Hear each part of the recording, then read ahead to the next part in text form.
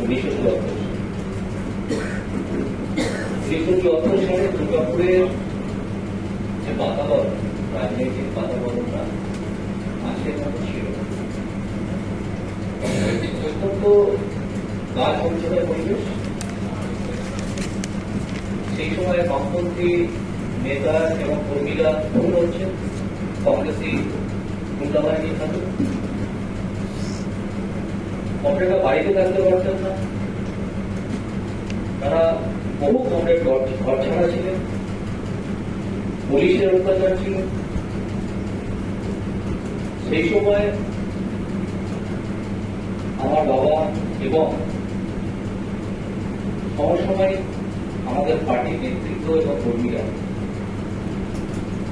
জীবন বাঁচিয়ে রেখে সমর্থন করেছে।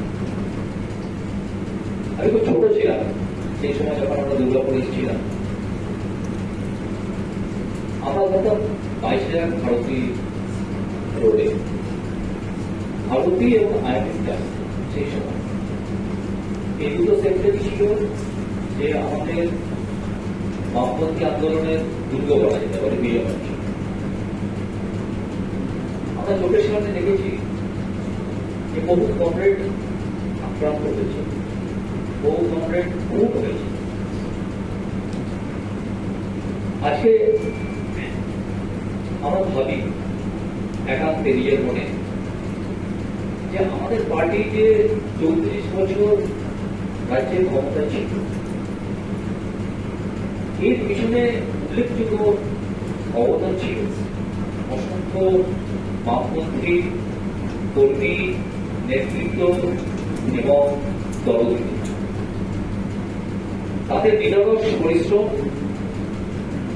স্বার্থত্যাগ, আত্মত্যাগ এবং তাদের এই ভূমিকার জন্যই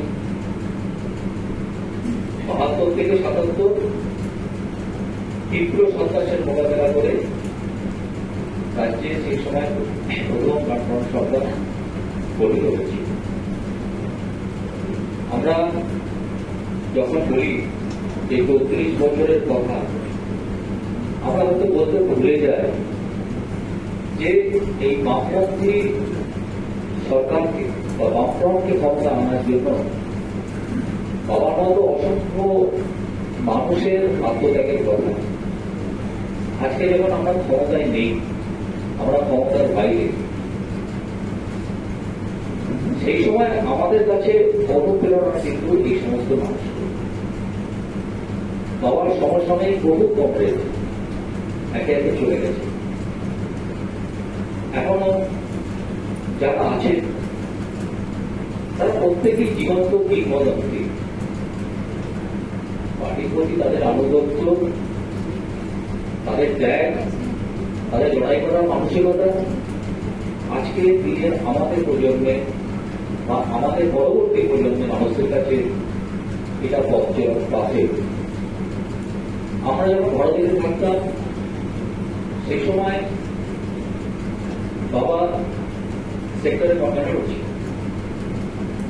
আমি দেখেছি কি অসম্ভব ডেডিকেশন,